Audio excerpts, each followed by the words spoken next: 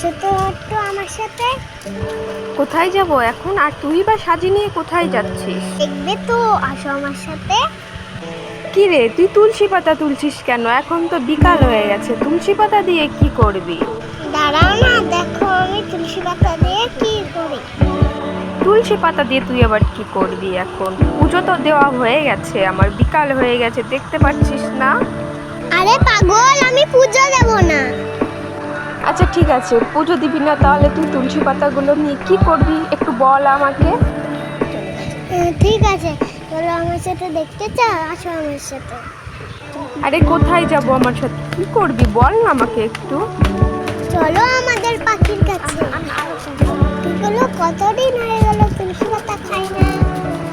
ওহো, তুই আগে বলবি তো আমাকে তুলসী পাতা দিবি পাখিদেরকে। ঠিক আছে তাহলে খাওয়া।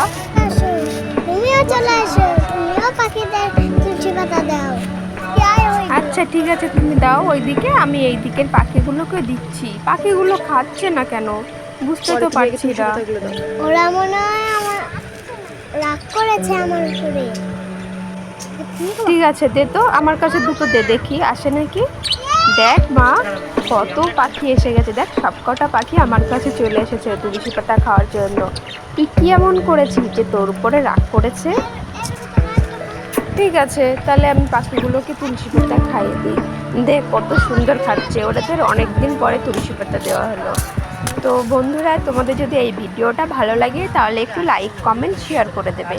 আর হ্যাঁ, এই পাখিগুলোর নাম কি কি বলতে পারো একটু জানাবে কমেন্টে। আমাদের বাড়িতে অনেক আছে, অনেকগুলো ছিল, বিক্রি করে দিয়েছি, এখন 8-9টা আছে। এই পাখিগুলো বেশিরভাগ তুলসী পাতাটা খুব ভালো খায়, ওদের আলাদা খাবার আছে। তো তাছাড়াও এই তুলসী পাতাটা আমরা অন্যান্য টাইমে দিয়ে থাকি, কারণ এটা খেলে ওদের কোনো রোগ হয় না।